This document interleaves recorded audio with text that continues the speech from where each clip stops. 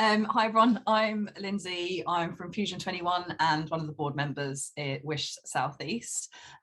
So today we've got two really exciting speakers for us. We've got Claire Hamilton from Decarbonisation Borough Council and Amy Smith from Waits. So running through the order of today, I think we're basically just going to, I'm going to introduce our first speaker. We're going to hear from Claire for half an hour about creating sustainable communities and placemaking. And then we're going to do a breakout room for 10 minutes where we can discuss what's been said, maybe raise any queries, just have a good old discussion about what we've heard. And then we're going to come out and we've got a chance to raise any questions with Claire and start any discussions with the wider group. Before we then go on to hear from our second speaker, Amy, about delivering zero carbon. So, and then it will do a similar, it will be a similar run through there where Amy will have half an hour to speak to us. And then we're going to do a breakout room afterwards where we can discuss what we've heard. We'll come back in, have times for questions and any discussions, and then I'll be passing back to Mel to close. So that's going to be there and start any discussions with the wider group. Before we then go on to hear from our second speaker, Amy, about delivering zero carbon. So, and then it will do a similar, it will be a similar run through there where Amy will have half an hour to speak to us. And then we're going to do a breakout room afterwards where we can discuss what we've heard. We'll come back in, have times for questions and any discussions, and then I'll be passing back to Mel to close. So that's going to be the running order of the day. Well done, Lindsay. Sorry about that, everyone. Well done, Lindsay, for picking that one up. So are we going to go, should we go straight into our first speaker then? If you want to introduce Claire Hamilton. Yeah. So, yeah, it's a real pleasure for me to be able to introduce Claire, actually.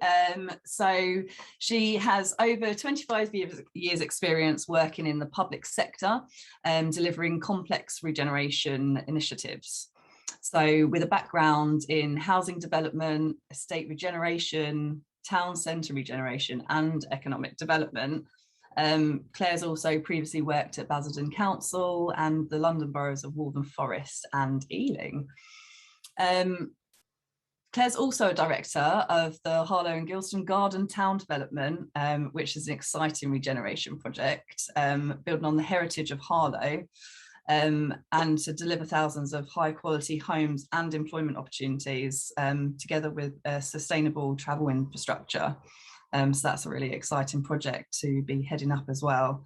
Claire is passionate about achieving the highest standards of public sector excellence for communities in which she works.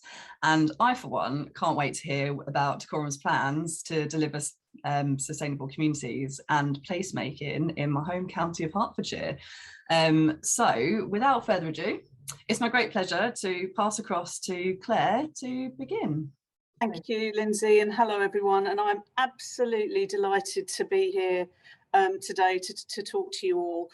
I'll tell you a little bit about me first, because I guess I'm a bit of an unusual chief executive because my background is actually social housing. So a lot of chief executives will tend to come through the legal or finance route, but I started my career at Brent Council many years ago now as a tenant participation officer. And then I worked on a number of estate regeneration schemes at Brent, and then for some housing associations before finally coming back to local authorities at Ealing Council. So that's a little bit about me. So I have housing in my blood, absolutely passionate about it, and in the latter years of my career, I was starting to work on larger scale growth. So going from particular estates that needed regeneration to town centre regen, and then to planning for large scale housing development and creating new towns in line with the Garden Cities principles. So I guess my career has scaled, so my scope has scaled up, and I have really thoroughly enjoyed my career, and very happy to talk to anyone who's interested in my route through local government and through housing, either in the breakout sessions or afterwards, and I'll answer any questions about it. But I guess what I bring to my role, my current role, and I've been in post for about a year here at Decorum, is thinking around place shaping and really how do we embed some of the principles around sustainable communities, what really works for places, and retrofit that onto existing communities at the same time as providing new homes and new growth and good growth. So that's a little bit about me, just as some background for you. Wrong way. Okay, so Decorum doesn't really sum up what, where we are. It's a funny old name for a place. So basically, Decorum encompasses the towns of Tring, Berkhamsted, and Hemel Hempstead. And we're right at the junction of the M1 and the M25, so really great location in relation to London and Hertfordshire and beyond. We've got, we're the largest district authority in Hertfordshire, and we've got 66,000 homes. And we're also a stock holding authority, so we have our own social housing stock of about 10,500 tenanted homes and 1,600 leaseholders. Most of our housing stock was built as part of the New Town Development Programme in the 50s and 60s. So as you can imagine, it's all coming to an age at the moment. And so any problems we have within that stock are exacerbated because it's a lot of the same stock built at the same time. However, most of our stock is in reasonable condition, and we met the Decent Homes target in 2010. And 25% of our stock is designated sheltered accommodation. That's actually quite a high percentage. Recently, particularly during COVID, we've seen a real slowing of demand for sheltered accommodation. And again, happy to touch on that as we go through the presentation. So that's just a little bit about where we are. We have seen in recent years significant issues with flooding in Decorum, and it's becoming an increasing problem. So the picture to your bottom right is actually our local park, Gabridge Park, which is right next to our town centre. And when we have heavy rainfall, certain parts of the year, it floods. And that's a recent phenomenon, and something that is now causing disruption not only to residents but also to businesses. So we are seeing the impacts of climate change and global warming here in Decorum, which is so far from the coast or anywhere that you'd think is a flooding region. So that's just some context for you that it is a reality for us, and it is absolutely impacting on our residents' lives at the moment. So as a council, what have we done about it? So along with many other councils, we have declared a climate emergency. It's not new and it's not, it's not groundbreaking, but we've certainly made a commitment to tackling the climate emergency at this council. And what we've said is that as an organisation, all of our operations, everything we do, we want to be net zero by 2030. Which seems like it's far away, but actually now it really isn't, and the clock is ticking, and there's an awful lot, well, I'm going to come on to it in my presentation, but there's an awful lot to do in that time, and we need to have started yesterday to get it done. And then for our housing stock, we've committed to achieving net zero by 2050, and that's a really, really big task that we need to take stock of. And we're also going to support everyone else in the borough to reach net zero as quickly as possible. So this is around our community engagement work, our engagement with other businesses as well to achieve net zero. And I'm going to come on to why that's quite difficult in a kind of ever-changing government picture with lack of clarity about how we do that and what the priorities are, and the best means of getting there doesn't always make that an easy task. So far, we've calculated our own organisational carbon footprint, so we know what carbon we're producing, and we've got an action plan for reducing our emissions. And we've got internal action groups to support with the delivery of these actions. We made a decision that it's absolutely not possible to do this by either me sitting in my ivory tower, not that I have one, but me creating diktats to the organisation that this must be done, or by one or two, we've got some fantastic climate change officers in the organisation, by them championing it, It absolutely needs to be understood and owned and driven forward by everyone in the organisation. So it's just as important as all the priorities we have in our corporate plan, all the work that we do with our communities, and it needs to run like a thread through everything that we do. And so that means the language that our organisation uses and it's very much up there in our approach, in our thinking. So when we're thinking about the implications of the decisions we make or the things that we do, climate change is one of them now. So not just around financial or legal or equalities, we think about the sustainable climate change implications of our activities. And we had 5 corporate priorities until recently, and we've considered it so important that we've added it, and it's now a 6th column in our corporate priority plan. So just a little bit of context for you. In Decorum, the most carbon dioxide emissions are from transport, and then it comes to domestics and housing, and then industry and commercial. So that kind of gives you a flavour of where our challenges are. And as a council, our own emissions are predominantly through our housing stock, and then through our gas and electricity consumption and our leased assets, and then council vehicles. So you can see the scale of our challenges around our housing stock. So, and if we take our housing stock out of the equation, we're as a council only responsible for 0.5% of carbon emissions, and if we put housing into the equation, it's around 5%. So that just gives you a flavour of us as an organisation. Actually, what we do directly isn't going to solve this problem in Decorum. So we need to think about, and we've done a piece of work around our spheres of influence, so that we can then start to tackle the remaining 95% of emissions as quickly as possible, recognising that we're not in control of everything. So you may have seen this model before, but I think it's helpful to understand that we're applying this to our sustainable approaches. So there are activities that we've got direct control and influence over.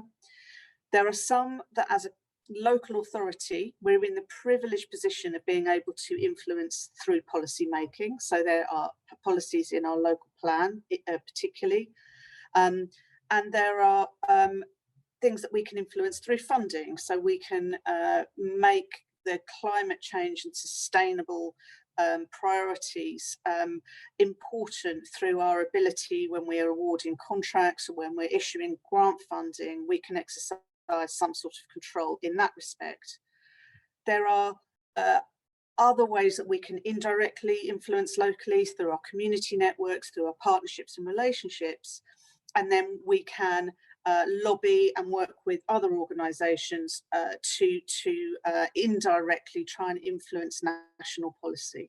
So, and we operate in all of those spheres pretty much all of the time. We also are a member of something called the Climate Change and Sustainability Partnership, which works across the county. So we recognise that through our own activities alone, we're unlikely to make a significant dent in carbon emission reductions. So by working with all 10 districts and boroughs in Hertfordshire, along with Hertfordshire County Council and the Local Enterprise Partnership, who very much represents business and enterprise, we can work collaboratively on joint programmes and affect change much more quickly and in much more significant a way than we would be able to if we were only working on our own. So there's a key message from me about the fact that it's really important to work in partnership to address some of these big meaty issues. And then we've looked at an action plan. So what are we going to do? And we have looked at our key areas, which are sustainable transport, our energy use in our buildings, how we can improve biodiversity, and how we can create sustainable communities. So they're the key things that we think we need to focus on. And then we are applying what we call the carbon management hierarchy, or not what we call, what is known as the carbon management hierarchy. So the absolute best thing we can do is to avoid carbon intensive activities from the start. Then we can look to reduce them. Then we can replace high carbon energy sources with low carbon energy sources, which can be quite costly. And then as a very last resort, we can offset those emissions that we simply can't eliminate through the 3 actions above. But very much we want to, as a council, be operating in the avoid wherever possible. However, some of that is long term, so we may need to have intermediate offset or replacement carbon strategies. So this is the approach that we've nicked from someone else on the internet, but we find it really helps us to think about our outputs and our action plan. So we've got a discover phase, we've got a define, a design, and then an implement. So over the past year, we've been very much in the discovery phase. We've been working with a range of technical experts to pull together all the data that we need to help us understand what the picture is for us as an organisation, and also in Decorum and as a borough. So we've been thinking about what are our missions, looking at good practice elsewhere, undertaking a range of research activities so that we've got a full picture. And now we're starting to develop up our action plans so that we're thinking about where are the areas that we can impact and make the most impact and achieve the greatest change, and then consult and engage on those, and then develop that action plan further so that all staff members are involved in delivering the solution. We're looking at what funding sources we can attract and look at to deliver that change, and decide what is our priority, what's going to happen first and when. And then we crack on and we absolutely go hell for leather to deliver this. And we embed this work into our performance framework that we already have at the council, and we keep people engaged about our progress. So it is a very controlled process, and one that we have to think about carefully about what activities are going to have the biggest impact. So one of our long-term objectives is to reduce the reliance on the car. Again, you may well have seen this this scale, but the best thing we can do if we want to achieve long-term sustainability in Decorum and all other places really, is to encourage use of walking, cycling and e-bikes, then public transport, and really reduce the reliance on the car. Now that doesn't happen overnight, and that doesn't also happen without significant infrastructure. So as we're thinking about our new towns and our places, and we're also thinking about the potential for town centre regeneration, which I'm going to come on to in a bit, then we need to think about how we prioritise those activities in the dark blue bands above to make it far easier and far more attractive for people to walk, cycle and use e-bikes. And because from 2030 the sale of new petrol and diesel vehicles will be banned, we're also really thinking about how we can support the transition to electric vehicles within the borough.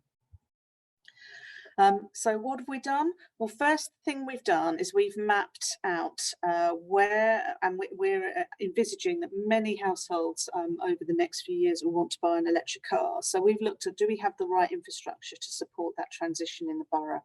So we've done a mapping exercise to look at where people can charge their cars.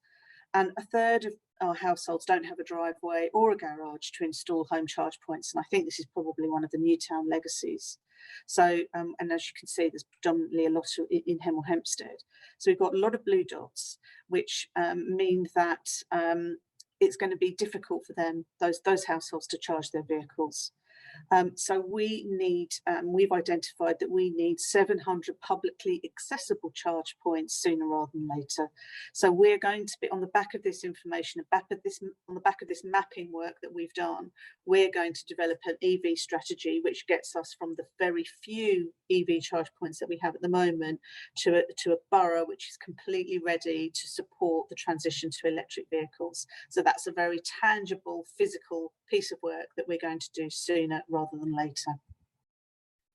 We're also looking at all of the housing stock across the borough to look at how energy efficient it is. So we've been working with the Energy Saving Trust, and they've been conducting what they call a home analytics survey, and they've produced pages and pages of information for us on actual and estimated EPC ratings for every home in the borough, so we can look and see where we've got problematic areas and where we can target interventions. And I've been asked by my team to do a big shout out for the Energy Saving Trust, because the work that they've done for us has been really phenomenal and really help us to get under the skin of what our housing is doing for climate change in the borough, or not doing for climate change in the borough. So then we have a picture of our housing stock. And as you can see, most of our housing stock falls in rating D, EPC rating D or below, which isn't great. The domestic minimum energy efficiency standard will mean that we need to increase a D to a C by 2030. So we've got quite a challenge on our hands. We've also been able to break it down by tenure. So we can see how our stock performs in relation to housing associations, private rented, owner-occupier, and then compare that back to the all homes picture. So it's really helped us to understand where we think we've got issues, so that we can apply for funding. And this is particularly important because some of the funding opportunities, you need to be ready to go to be able to apply for funding. So we've had to do a lot of upfront work to understand our stock and understand the picture, so that when opportunities do come on board, we're ready to grasp them. And then we've also been able to do a SAP band comparison as well. But I'm not a technical person, so I won't dwell on this, and I'll leave the technical information to Amy in her next session.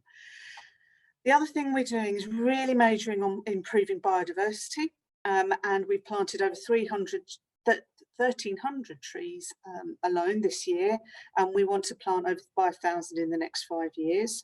We're very much engaging with the community on tree planting. We're looking at how we can create memorial gardens and really community orchards and all sorts of special places that community will then want to enjoy and own over the coming years.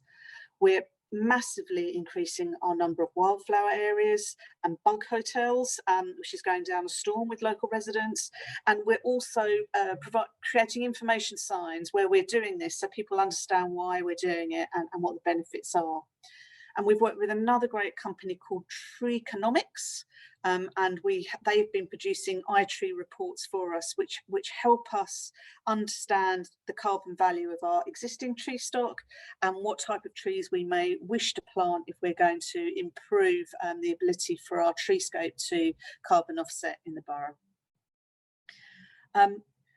We have been thinking about behaviour change as well, and how we can use nudge theory to help our residents and our communities make the changes that they need to do to shift that 95% that we talked about of emissions that aren't within our control to a lower target.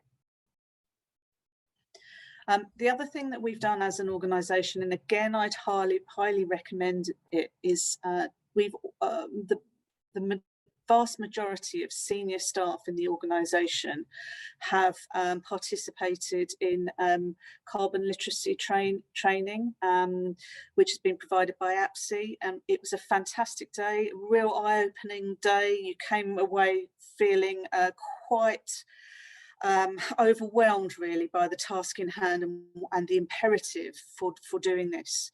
So we all felt a bit reinvigorated on the importance of our actions and our climate change strategy.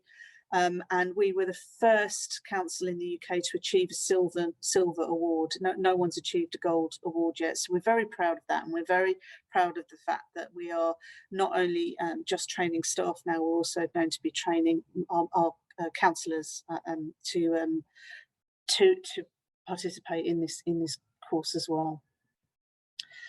We took the opportunity in COVID to check in with our residents to see how they were feeling about lockdown and whether that had any impact on their thinking around sustainability.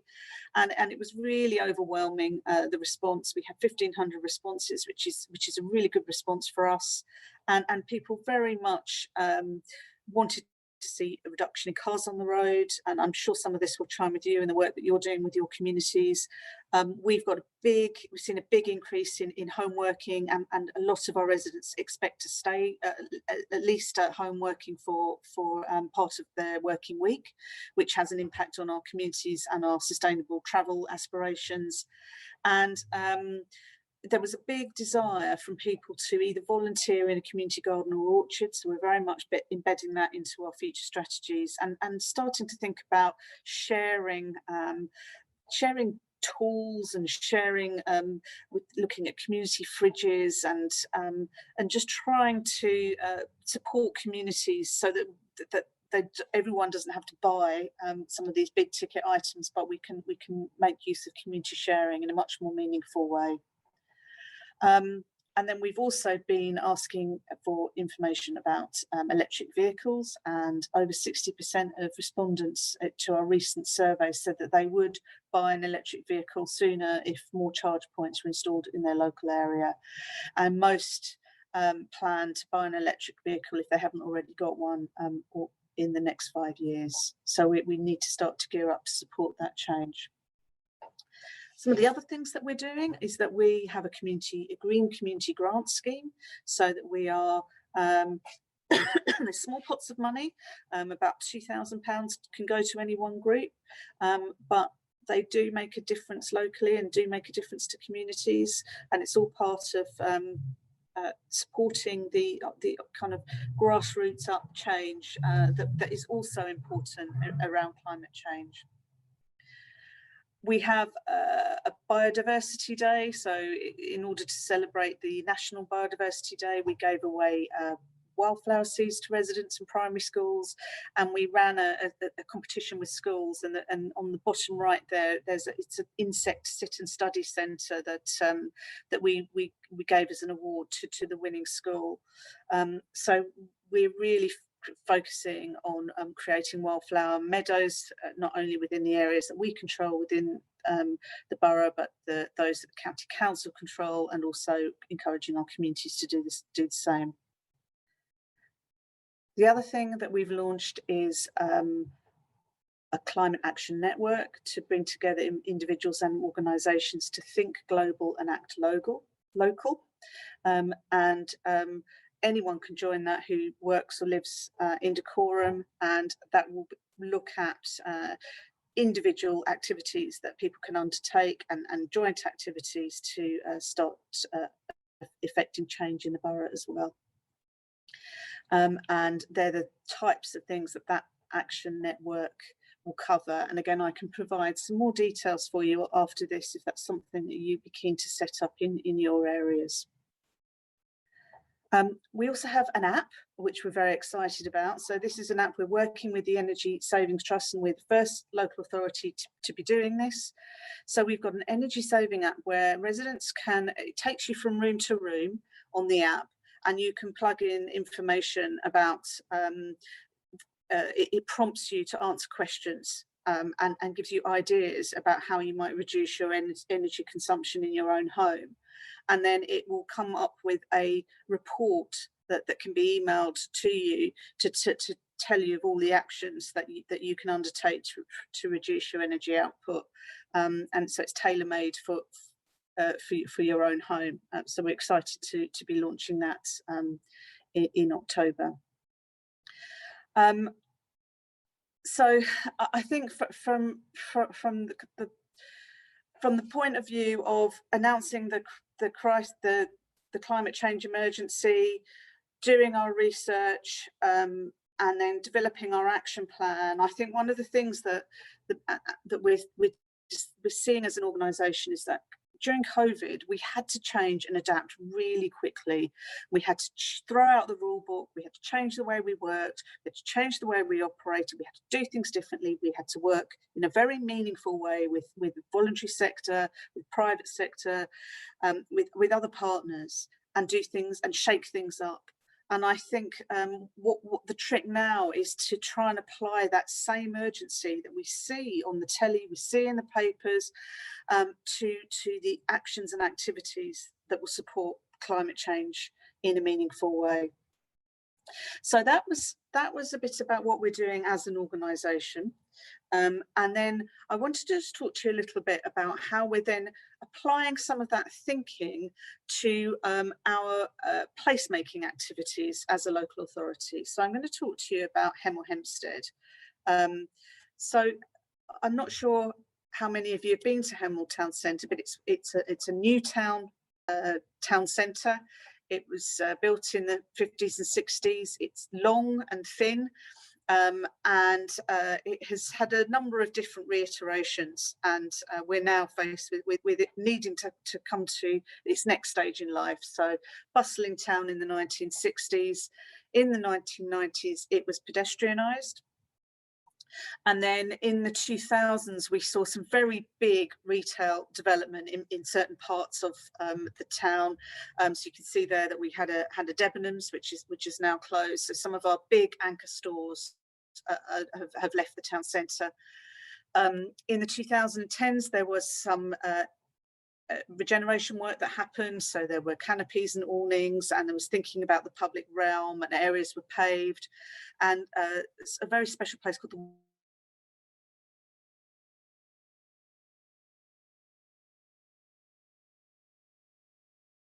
Water Gardens was created, bus centre was provided. But what that, there are a lot of shops now in a long run. We've seen a real reduction in people coming to our town centre. Not many people live in the town centre, and certainly there isn't a lot of affordable housing in the area. We have some real pockets of deprivation and crime, and the train station, which is not unfamiliar for a new town, is 25-minute walk away from the town centre. So you don't step off the train and you're not in the hustle and bustle of our town centre.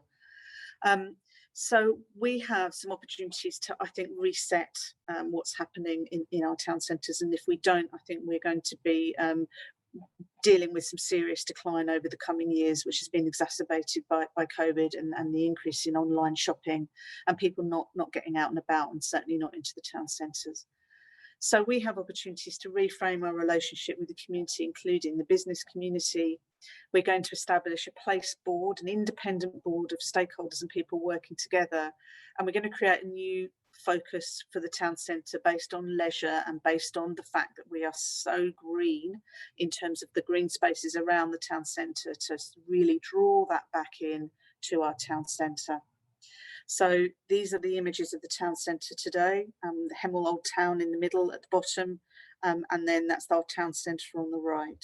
So what we want to do is champion change, but run sustainability all the way through it. So thinking about how we increase footfall, how we bring people to live in our town centre, how we make use of the water that we have. We're very lucky to have canal sides and waterways running through our town centre, and how we encourage the town centre to diversify from not just being retail, but to cafes, restaurants and markets too. So we've got a whole place strategy that we're thinking about, a whole regeneration programme that will start to emerge from this. And it will be based on some of the principles that I've talked to you about. So we will be thinking about how we ensure that walking and cycling and sustainable ways of travel are at the heart of this.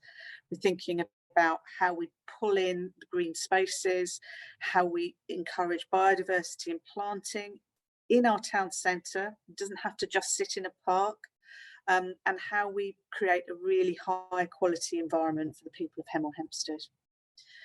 We're going to be embedding the community into this process, to take that on board their ideas, to create spaces for communities to gather and to undertake activities. And we are really going to think about the fact that so many people now are working from home. So what flexible workspace do they need in our town centres? What support facilities do they need?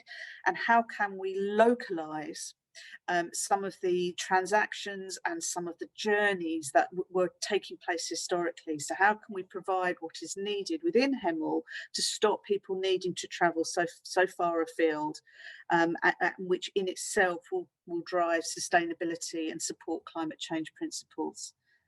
We're also thinking about our own role in this. So we have a healthy programme of building social housing units, and unbelievably these are really good quality social housing units, and some of these schemes are award winning. So how can we make sure that the housing agenda supports our town centre regeneration principles as well? Throughout all of this, it's absolutely imperative that we engage with our communities, that we ask them what they think. So this is a little map of some recent engagement that we've done through a platform called Commonplace. And again, for those of you who've not come across it, would definitely recommend it, because it enables people to pinpoint locations and then comment on them. So we have a very much a live interactive platform. So the red's obviously the hotspots that identify places that people are unhappy about, they would like to change, and then ranging from amber all the way through to green, which are the community assets that people love and want to retain. So it gives us a really good multi-layered view of what residents think about the areas in which they live. And then on top of all of this, on top of the fabric of the existing, creating sustainable infrastructure for travel, we are also thinking about how we plan for the future. And we're very, very lucky to have Hemel Garden Communities, which is a large, again, like Harlow and Gilston Garden Town, a large scale housing and employment growth area delivering over 10,000 homes and jobs. So how we can use the fact that there's going to be new communities, new sustainable design, how can we make sure that that's really embedded in with our existing infrastructure and our existing communities to really create an amazing place just on the outskirts of London, that has all of the green potential that a lot of people aspire to live in. So really that's a bit of a romp through and a bit of a canter through all of the work that we're doing, starting from our climate change ambition all the way through to how we're starting to think about embedding that into a new place strategy for the existing Hemel Hempstead and the new communities that we need to provide for in future years. So I will stop sharing there, and I hope you found that interesting. Thank you. Thank you so much, Claire. That was really, really interesting. There's so many things that I've been scribbling down as well to take into our breakout rooms. But I think one of the biggest things I think out in Hertfordshire is that sustainable travel and how we are going to sort of support that in the future. So it's really interesting to hear what you're planning in that respect. So yeah, so we're going to go into our breakout rooms now for 10 minutes so that we can have a little discussion in some smaller groups and reflect on some content and maybe come back to Claire with some comments and questions afterwards. So yeah, please accept your pop-up when you get it for your breakout room, and we'll see you back in the main room in 10 minutes. Yeah, I thought, like, while we're back in the main room with everyone, if anyone wants to raise anything interesting that came out of your discussions, or if you want to ask any questions, feel free to raise your digital hand or give us a wave, and hopefully we'll be able to pick you guys out of the crowd. Just have a look now. Having a look too. Anyone?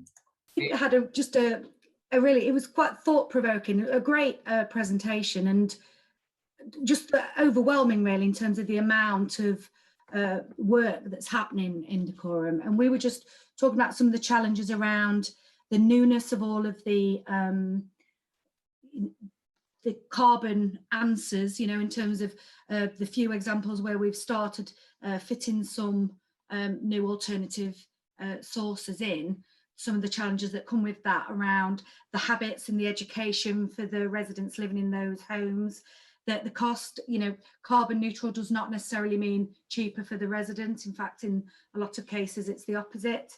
The availability of the skills, the knowledge and the equipment for initial fitting and then maintenance. And also just the challenge around the difference between the new homes and existing homes, and firstly, I suppose, the want of people to have those technologies in their homes, and then the costs and the suitability of putting those technologies in. So it raised lots of questions for our group, definitely. Lots of questions there. Is there anything in particular you maybe wanted to pick out for Claire? I've just made a list of all the people that she worked with, because what it raised for me and my authority is that we do still have a lot of gaps. We know a lot around our social housing stock, because we have about 5,500 units, but the other 90% of other housing that we would need to use in any sort of bids, because our stock is not bad enough. Our stock is on average a C. Because we really threw lots of, not me, someone did a great job before me, at putting a lot of work in around the decent homes, but that's actually making it worse now to try and do the next phase, because the stock is just not bad enough. So we need to know what that private stock is like, and I don't know what the appetite will be for residents to let us in or to help us with that. And again, it's all the costs of doing so, isn't it? There's lots of like she said, upfront costs that we need to look at. So it's just given me a lot of food for thought on that element, I would say.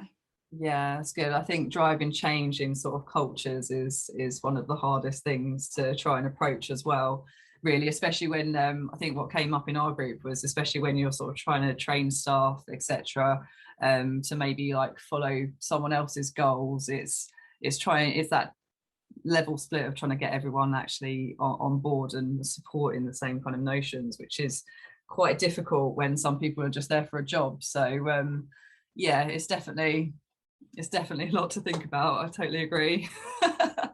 Totally agree. We've got Lauren with her hand up. Oh, sorry, Mel.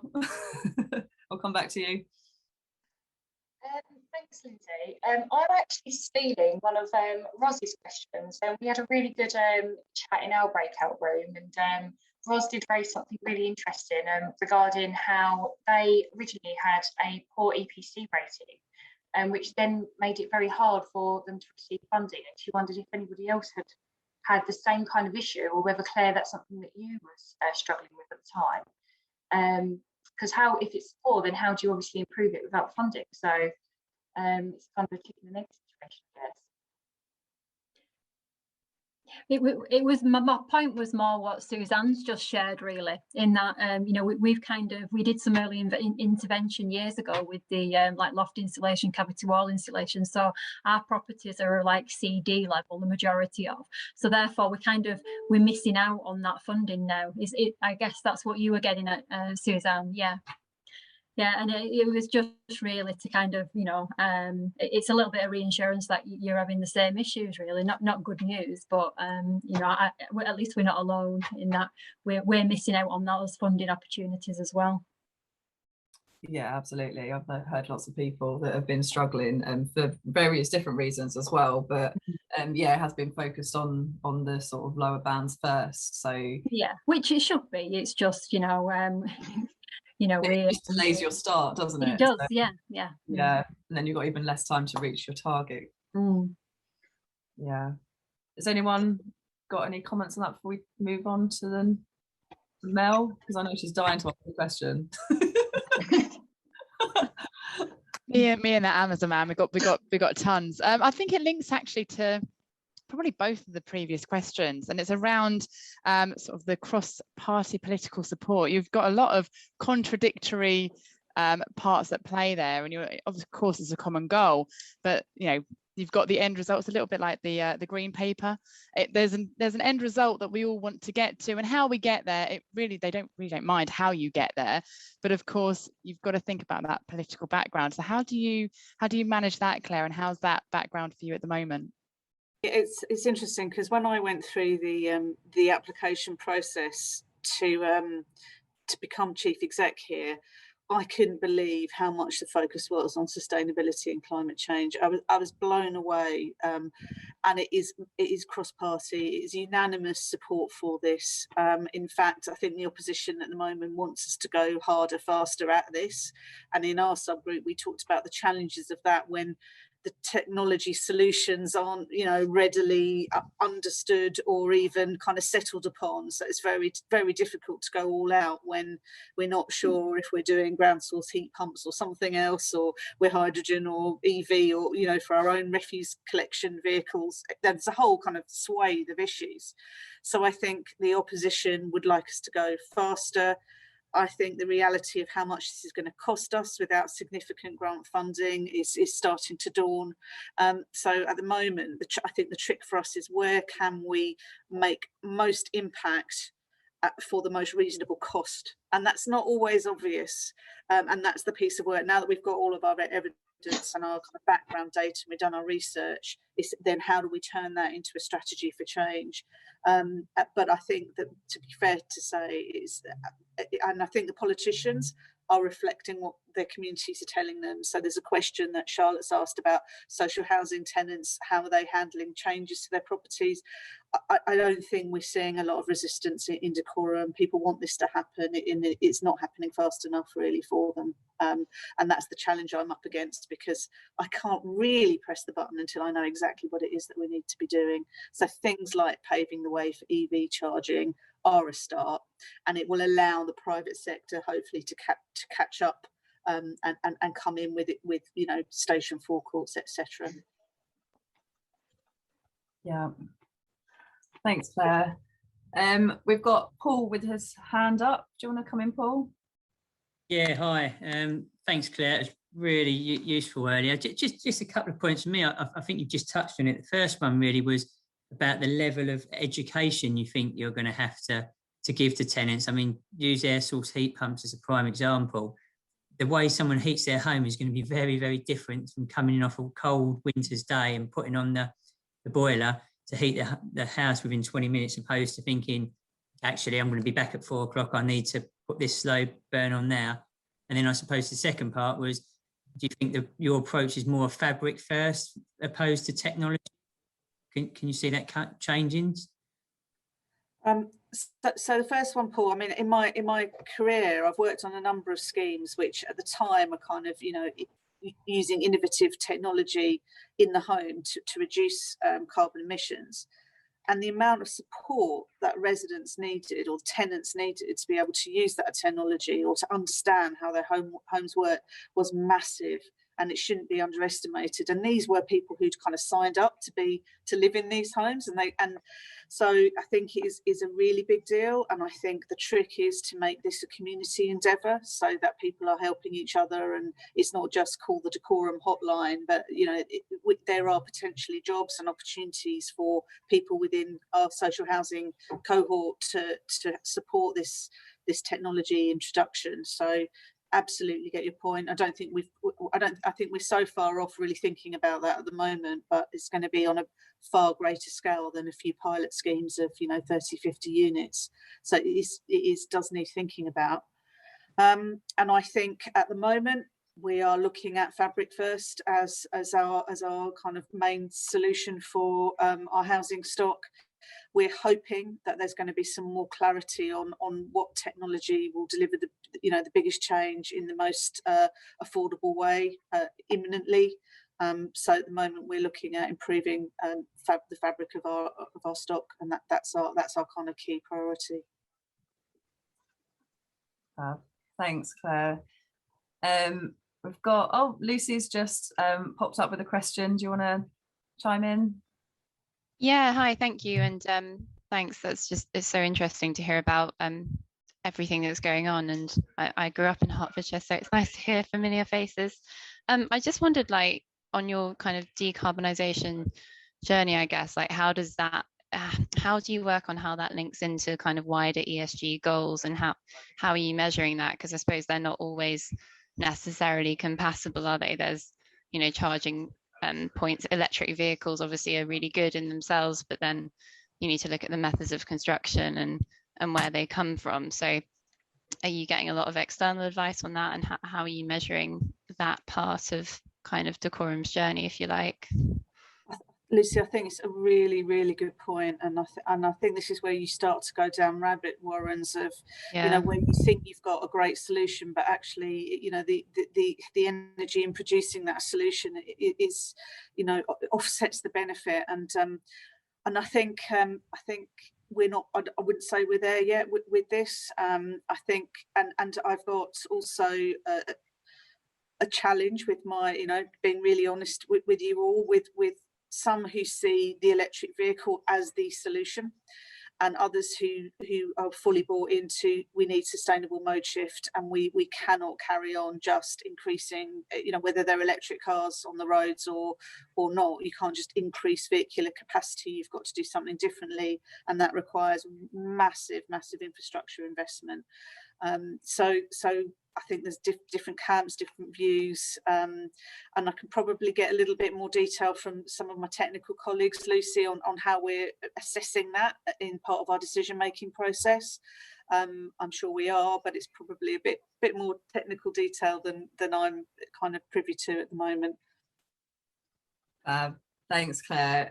As much as we could probably continue this conversation all evening, we are going to have to move on now to our next speaker. So thank you, everyone that asked questions, and thank you so much, Claire, for helping us out as well. That's been great. Thank you. So I'm just going to move on now and introduce our second speaker for today, who is Amy Smith, the Partnerships Director at Waits Living Space.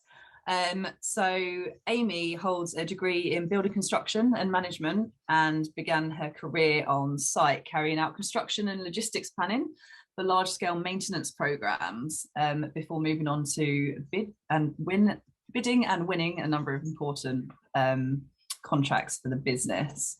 So she's been with Waits for 24 years already, and has been a leading expert in social housing maintenance, fire safety and compliance and energy retrofitting.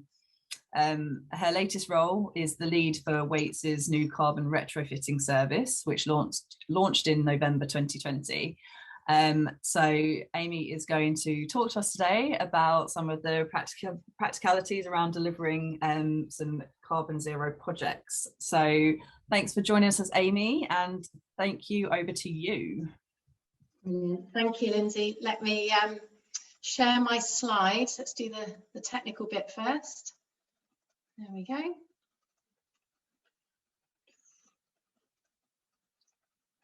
There we go. Hopefully that's all come up for you. So, can you see that, Melissa? Give me a nod. Yeah, we're good. Yep. We're good. Right.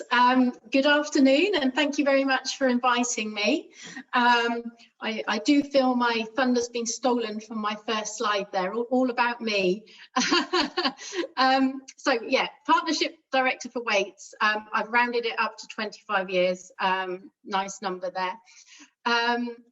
So I joined Waits as a trainee site manager many moons ago, having completed my degree at Reading University. And prior to that, I did a BTEC in construction. So a very practical approach into getting into this industry. And again, I was having a conversation with Melissa the other day, who was surprised to hear that I'd always wanted to work in construction from a very early age. I think it was about 13 when I decided I just love buildings, love construction, and that was what I was going to do. Didn't know what role, but I knew that that's what interested me. And I just think it's so important when you're looking at your career, you just find something you love, and that's the route that you take. So yeah, I've just put up there Reading College, Reading University, and then I dug out today an old photograph, a real photo, not a digital one, a real photo, and I took a picture of it on my phone. My very first project with Waits, Churchill Gardens for Westminster City Council there, and I absolutely loved it. And I even found my old ID badge with our old logo.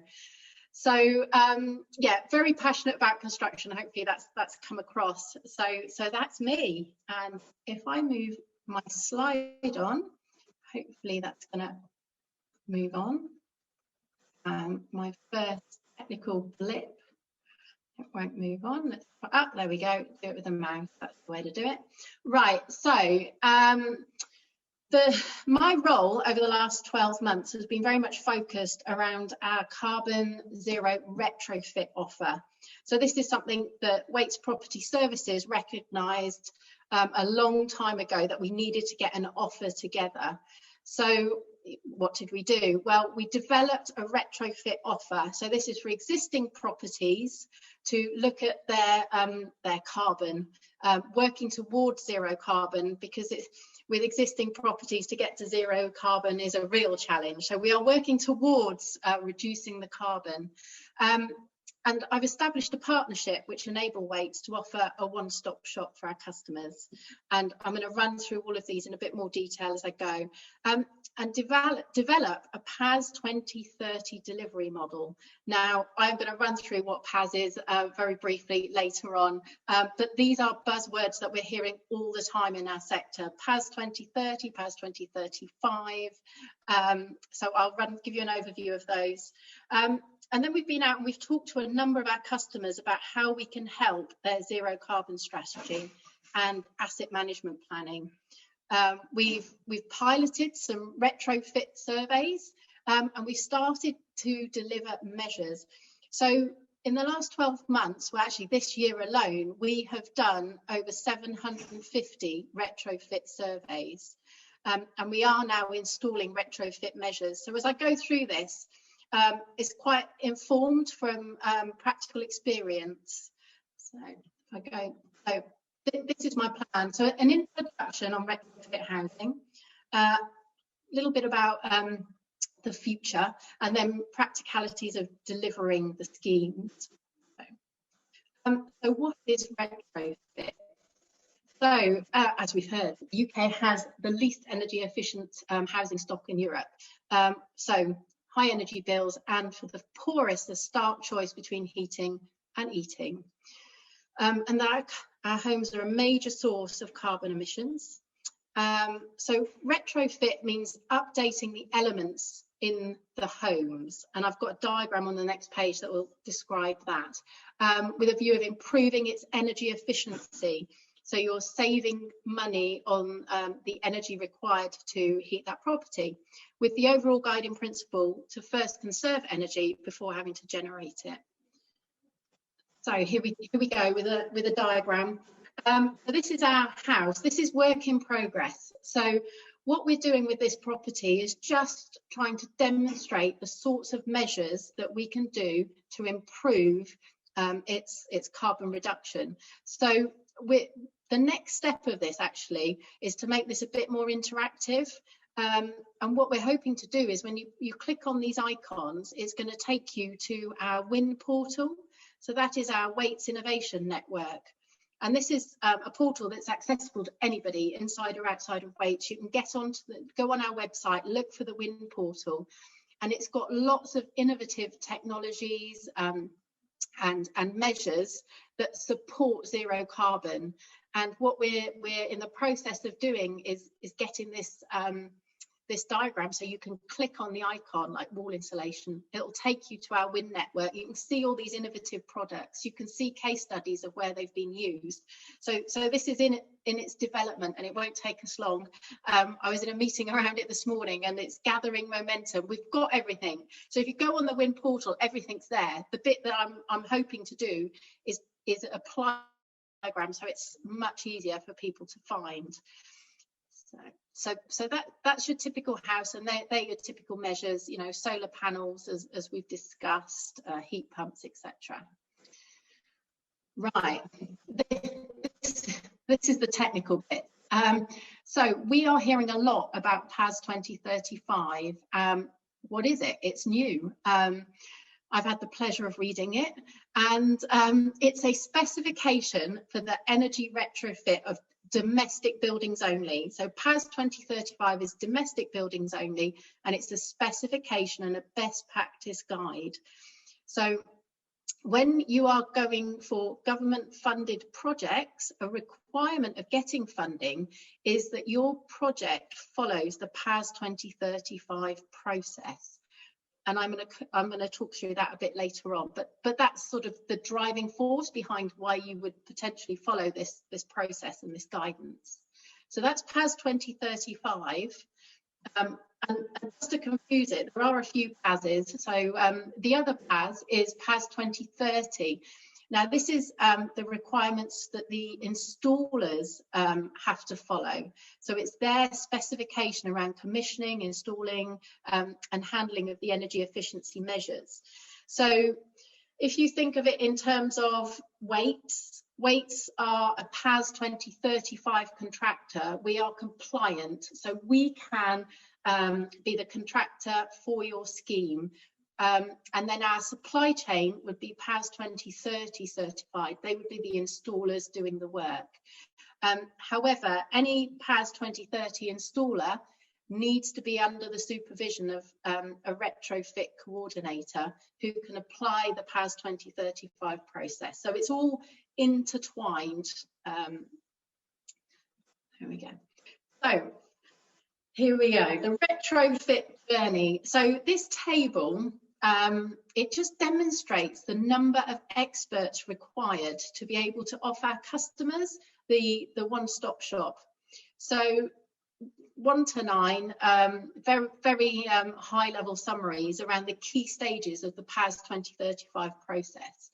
And what I've done is draw out the key roles and then the partners that we've engaged with to bring this offer together. Now, there's a lot of new roles. Retrofit coordinator, that's not something I'd heard of in October last year, and now I talk to one every day.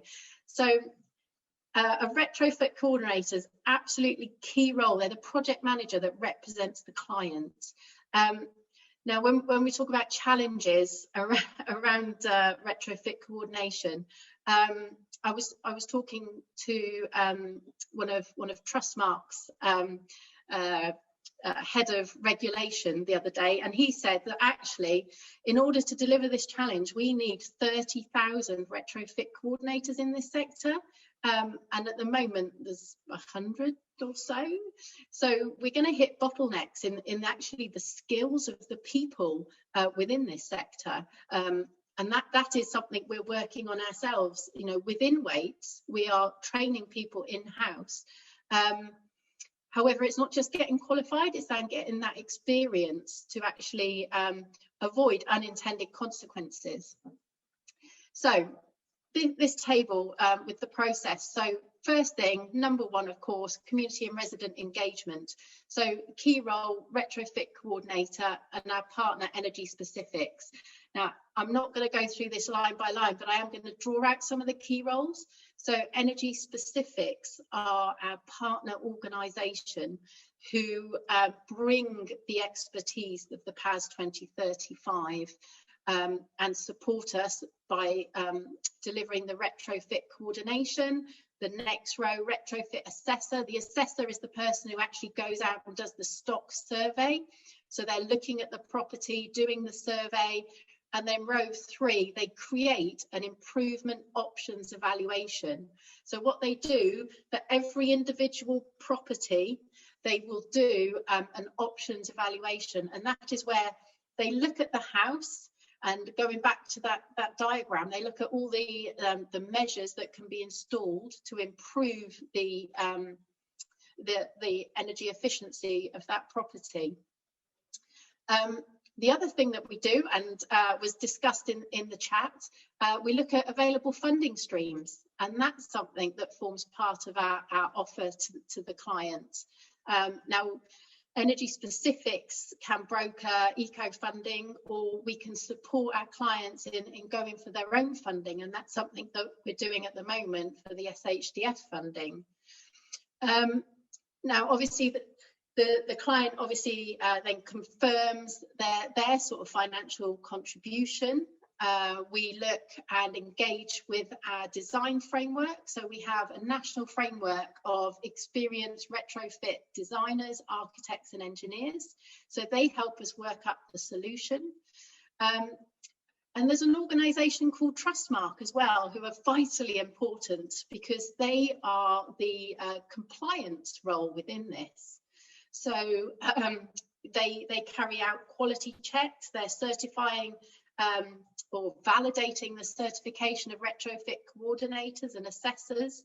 They are holding all the improvements in a large web database up in the sky. So they're holding all the information that's been carried out on the properties. They're issuing each property with unique reference numbers that you need to be able to apply for funding. So you're not going to be able to apply for funding unless you've got this reference number from Trustmark. And then obviously we install, and that's Waite's role as, you know, we are social housing experts, installing measures for many years all through the decent homes. And then there's the customer piece all the way through this: engagement, communication, satisfaction at the end, familiarization, we touched on that in Q&A. And then there's a piece about monitoring the performance of the property, comparing the before and after. So we need data, and that's something where we could have conversations about installing sensors. So that's a very quick run through there of the sort of key partners and the number of experts that we bring together, and Waits are sort of the head, the umbrella piece, bringing all of this together. All right. Now, I thought I'd put this in here because I hear a lot of people talk about medium-term improvement plans, and a lot of people haven't seen one. So what happens is when the retrofit assessor goes and carries out a survey on the property, they create a medium-term improvement plan, and it's called various other things: improvement plan, options appraisal. Effectively, it's got to have certain key documents. What I have done here, it looks like it's just one page. This document's massive and it's electronic, can be printed out, but it is electronic. And I've just extracted, you know, bits from various pages, and just to show you the content. So it talks about the intended outcomes. I'm going to, if I just go to the next page.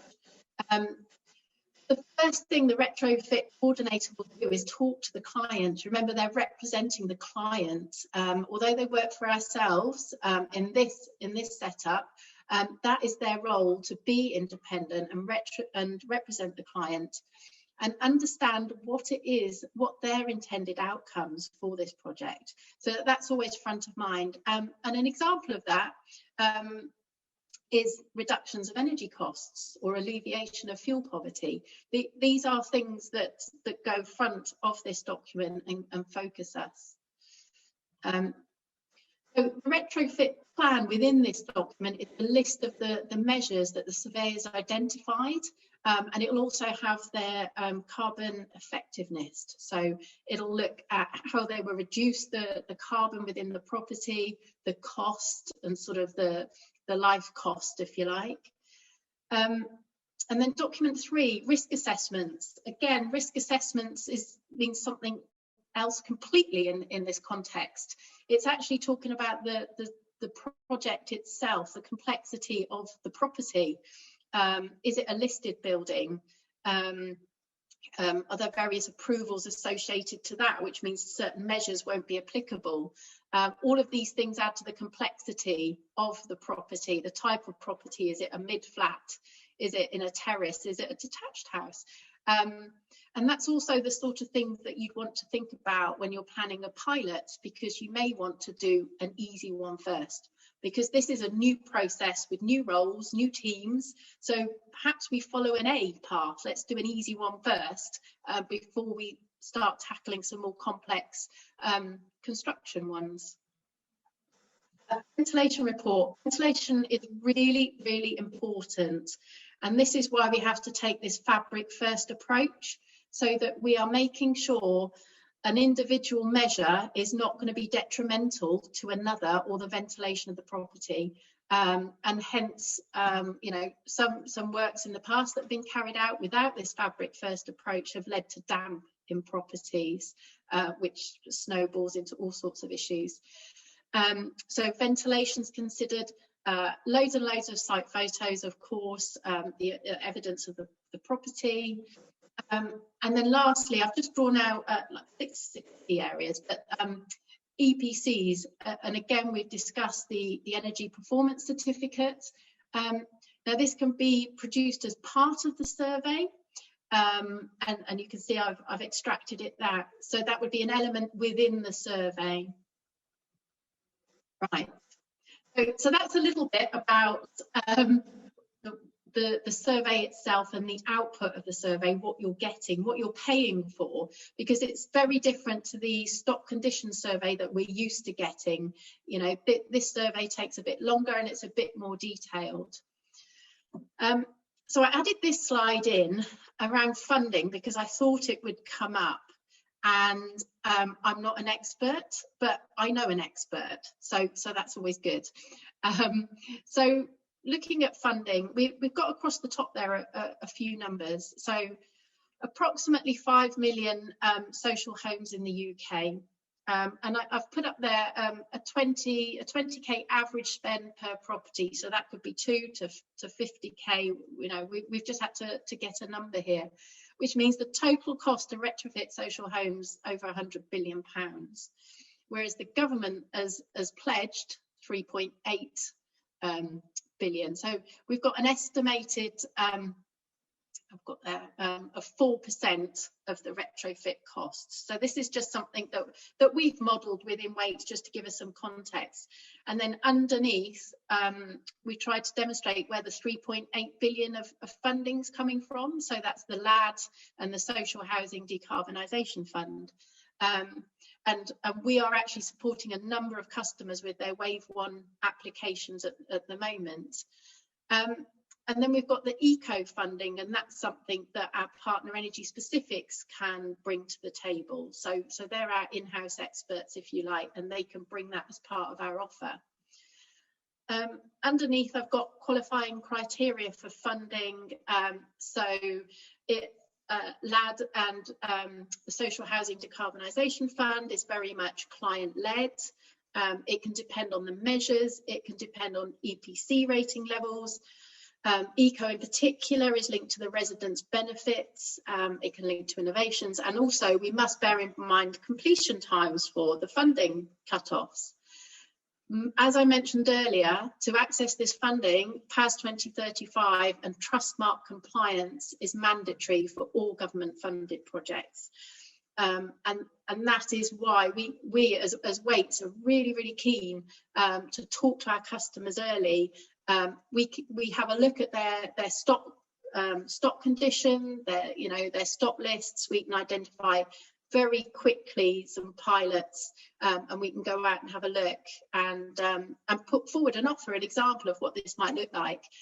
So that's the sort of what can we offer. We can offer funding application support, we can do stock analysis, eco funding, and the PAS 2035 and PAS 2030 boxes are ticked by using us.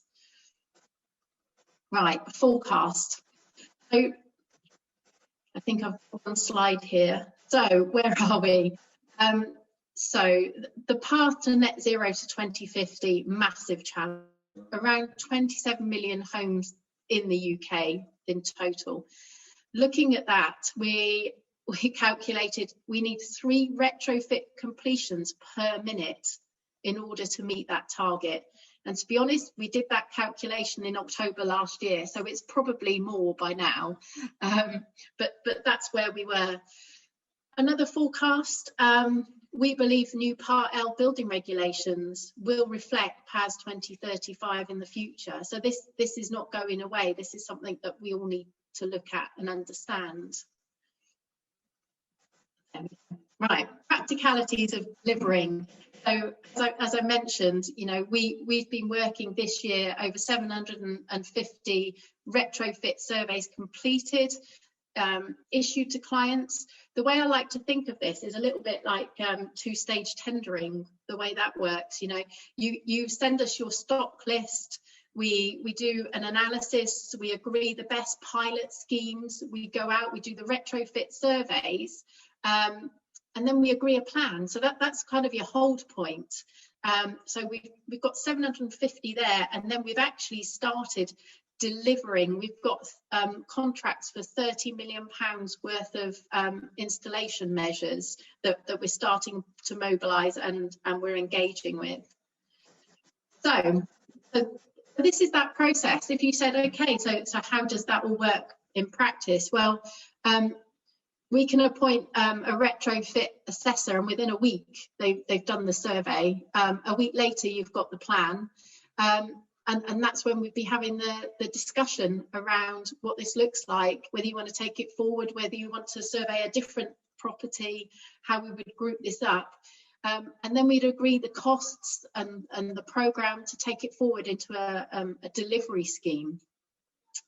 And we would manage that whole process. We'd manage doing the certification of the supply chain under the PAS 2030. We would do all the quality checks through the delivery with the PAS 2035 Retrofit Coordinator.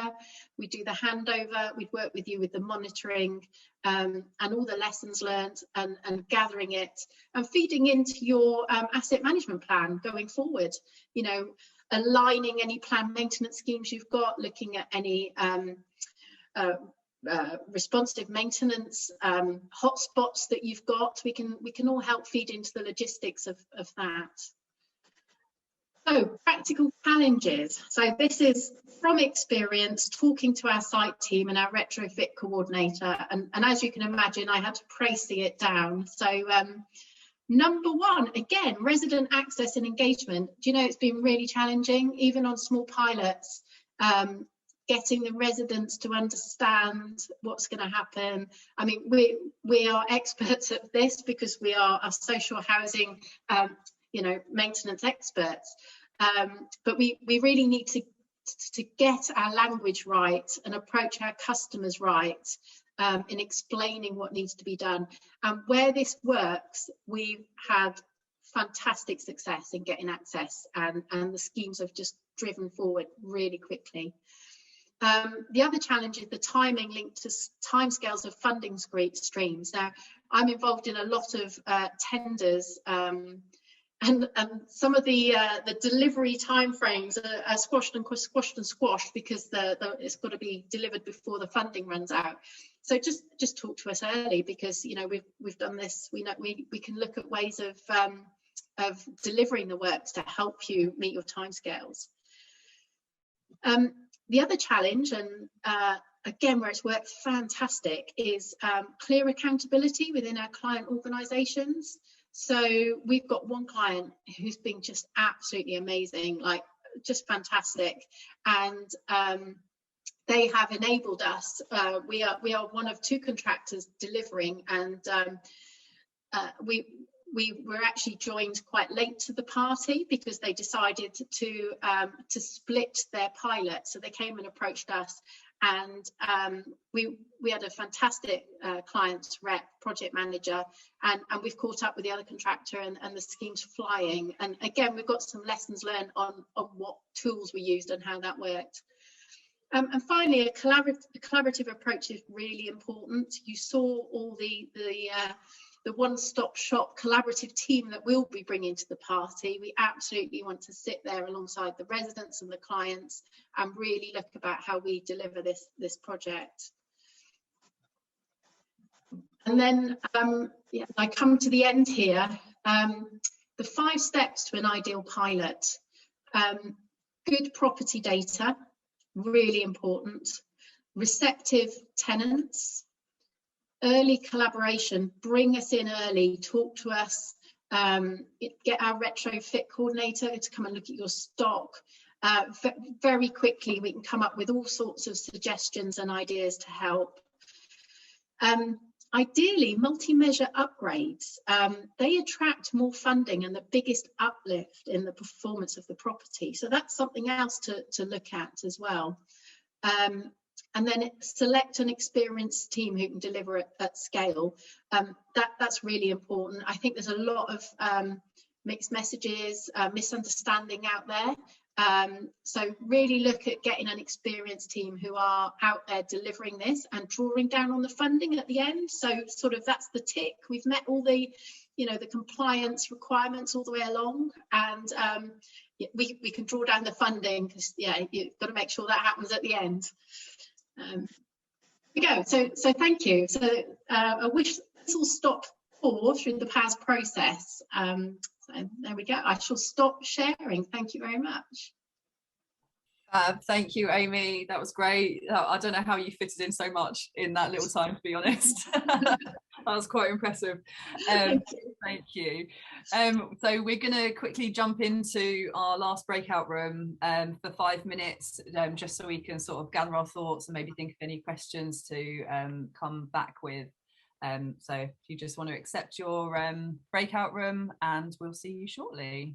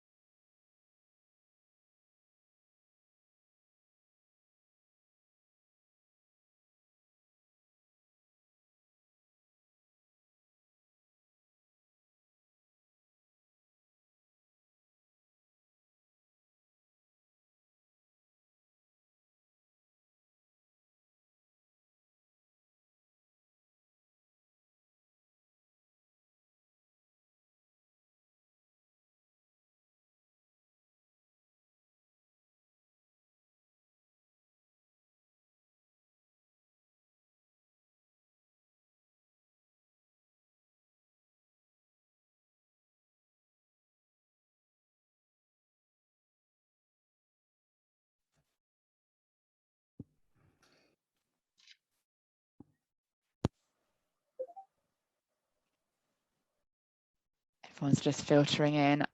Can everyone turn their cameras on? We're just coming to that final bit now. Just want to check that I don't have to click on each of you. Oh, brilliant. Thank goodness for that. I was have to individually click you all and ask you to share if you can. I think there's another 10 seconds on the countdown. So as always, we'll give a couple of seconds for everyone to filter back into the main hall. I appreciate we are probably going to run over by about 5 minutes, so we might lose a lot of you through that wrap up stage. So Lindsay, back over to you. I'll mute. Hello. Yeah, we got too carried away in that, so we got cut off at the end of our conversation. Sorry to everyone of my group. But yeah, so does anyone have any questions they want to come back to Amy with, or anything that they wanted to raise that came out of their discussions or anything? Have a quick look. No questions? I'm sure there'll be a question for Amy somewhere. You're being very kind. No, really. Have we got anything in the chat box? No. Oh, go on, Mel. Go on. I'll take one for the team. It was just around EPC data. Can you use EPC data to gain funding? Or does it have to be this retrofit survey that you've just been through with us? Yes, so and that's a really interesting one, because yeah, we get questions a bit like that quite often. So the EPC is part of the retrofit survey. It's one of the outputs. But if you want to get funding and be PAS 2035 compliant, you need the retrofit surveyor to do the retrofit plan. You can't just use an EPC. It doesn't give you enough data to be PAS 2035 compliant. So it's a part of it if you wish, but it certainly, yeah, you can't just run a project off the EPC data and get the funding. I suppose the other thing linked to that is that you also need a certified retrofit coordinator to do the surveys. You can't just, you know, they have to be registered with Trustmark approved bodies to be a recognised retrofit coordinator under PAS 2035 as well, which is why this sort of startling fact from Trustmark that we're going to need about 30,000 of them and we've only got about 100 is really alarming. So it's something, like I said, that Waits we've been aware of for a while, and you know, whilst partnering with Energy Specifics has been able to give us that capacity, which has been great.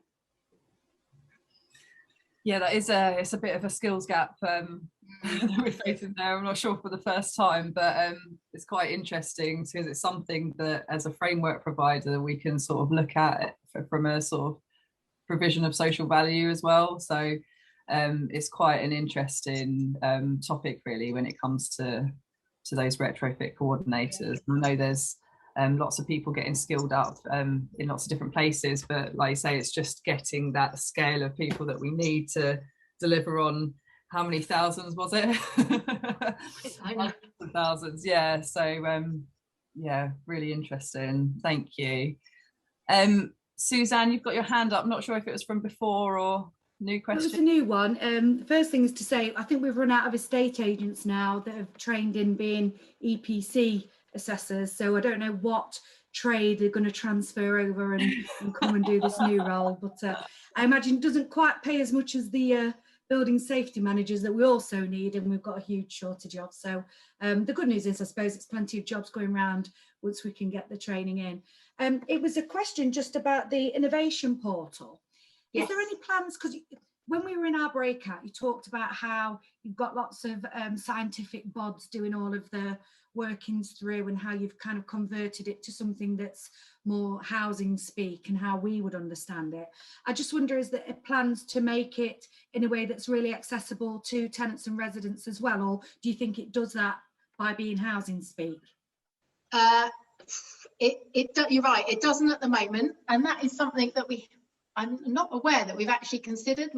Our target audience has really been the clients, But I was just thinking about the comms side of it, you know, about how to start sharing with anyone really about what the impact it could make. It's the same as, you know, in whatever home you're in, isn't it? That if you want to go and use it, we know a little bit more about it, but that just might be another stage forward where it would help to sell the benefits and to help understand some of the options that are there. So there, you can have that one for free, Amy. Thank you. Yeah, I like that, because as we discussed, a lot of the products, they're not necessarily for large scale schemes. You can use them in your own home, and a lot of people do. So I'll take that away. Thank you. The other thing about, you mentioned about retrofit coordinators. You're right, there aren't many out there, and we need to look at upskilling them and where they come from. So building surveyors are absolutely perfect for that role, and how we upskill them. And there aren't many in the market, and it's also driving up our costs because they can pretty much demand really high salaries, and that is feeding through to the cost of the surveys as well. So, I mean, the skills gap is a whole nother sort of seminar that we could talk about, because it's a real issue now that we're driving this agenda and we haven't got the people out there, and it is driving up the costs, and it will slow down the programs as well. Thanks, Amy. We're just going to do one more quick question before we finish, from Parminder. Did you want to come in? Hi, yeah. Hi, Amy. That was a fantastic presentation. Thank you. And being a fellow construction female in the industry, I know how tough it is. So, but my question was the supply chain. We were talking about this in our groups actually, and how are Waits going about educating the supply chain down the you know, like subcontractors, forgetting the site managers, because site managers are actually the easiest ones to manage because they are employees. But how does it work with all the supply chain? Because that's where, we all struggle with, if I'm really honest, you know, the standards and maintaining their standards. So how does that get tackled? Yeah, so there's 2 or 3 approaches that we're taking. So we have got a PAS 2035 supply chain. So there's some suppliers have already gone out and got PAS 2030 themselves. So they've set themselves up, they've got the processes, they know what they're doing, and they would be your typical like EWI contractors that's directly linked to this type of work. And then we've got our everyday supply chain that we use. And what we're doing is we're working with them to support them in getting PAS 2030. So that's sort of an educational piece that we're taking on board. And that is also critical because it's really, really hard to get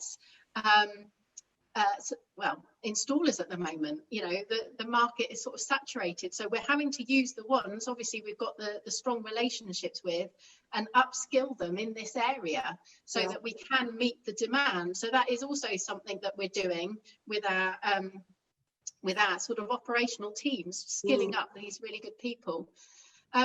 And then the other thing that you can do is if you've got a tried and tested subcontractor who's just absolutely brilliant, but isn't familiar with PAS 2030, you know, is in the early stages of getting certified, we can use energy specifics. So their PAS 2035 umbrella means they can onboard a subcontractor. Okay. And so the retrofit coordinator from Energy Specifics then sort of, you know, guides them through it all and ultimately becomes accountable and making sure that they do everything that they should.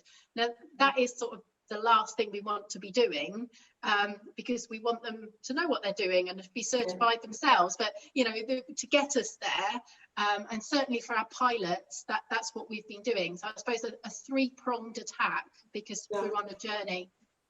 Okay, thank you.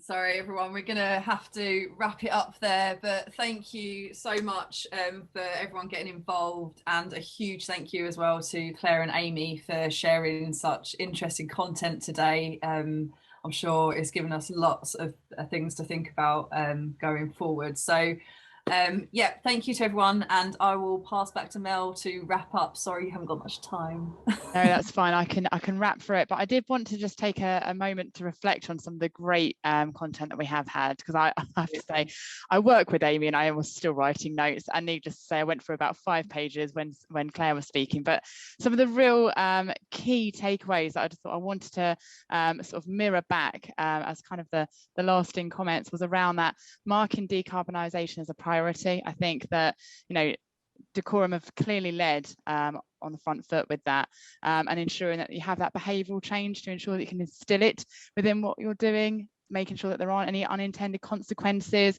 considering any sustainable transport plans that you can do and the infrastructure that's needed to support them. So many times people had electric vehicle and nowhere to charge it, and that's some of those challenges.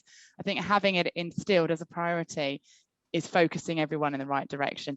Also, have to say, I love the engagement of your communities within your biodiversity. I love the way that you're getting schools engaged. The Climate Action Network, I'm definitely Googling after this call. And last but by no means least, your energy saving app. We're gonna have to circulate what that is after here, because I think a lot of people have been speaking about it in the networking groups, and I certainly will want to look at it myself. And I think one of the parting comments that you made, Claire, and it really resonated with me, was applying that same urgency we did to COVID to this new challenge. I think we actually as a sector were incredible in COVID. I've said this many times, might not share the same feeling, but I do feel like we reacted really well, really positively, really customer focused, and ensuring that we got everyone into a safe position as quickly as we could. I think this needs to have that same urgency. So thank you so much, Claire. That was just some of the many things that I took away from what you said. And if, with your permission, I would love to share your slides afterwards, if that's okay. Brilliant. And then finally with Amy, last but absolutely not least, I think going through understanding that past 2030 and 2035 approach is key, that is what will help us to get the funding. Without that, you might not get your funding, and we all know that we certainly do need a lot of support to get this done. No one's going to have deep enough pockets to be able to fulfill this challenge. That skills gap that we've mentioned, I actually see it as a positive challenge. I think this could be the thing to get young people into social housing. We've had this gap for so long. I don't think Decent Homes was ever going to do it. I don't think that kitchens, bathrooms, windows, doors was going to be the exciting thing to get young people in. This is exciting. Yes, it's challenging. Yes, it's daunting. Yes, it's big numbers, big changes, but I think this could be the thing to get young people into social housing, and hopefully more women. I've got to say that, I'm women in social housing, I've got to say that, I've got to tick the box. And the parting comment that I took as well, your soundbite, if you will, I think the WIN portal, if we can share that after here, I think that would be really interesting for people to have access to. And I think you had a quote of heat or eat. And that's the reality for residents. That is the reality for our customers. So yeah, thank you very much to Amy and Claire so much for your time. I'm sorry, I know I've taken a couple of minutes extra, but I just think sometimes reflecting back some of those key messages, yeah, it's important to do. So thank you very much. Well, thank you all so much for your time. Thank you very much to our speakers, and hopefully we'll see you in a face-to-face world very, very soon. Take care, everyone. Thank you. Bye.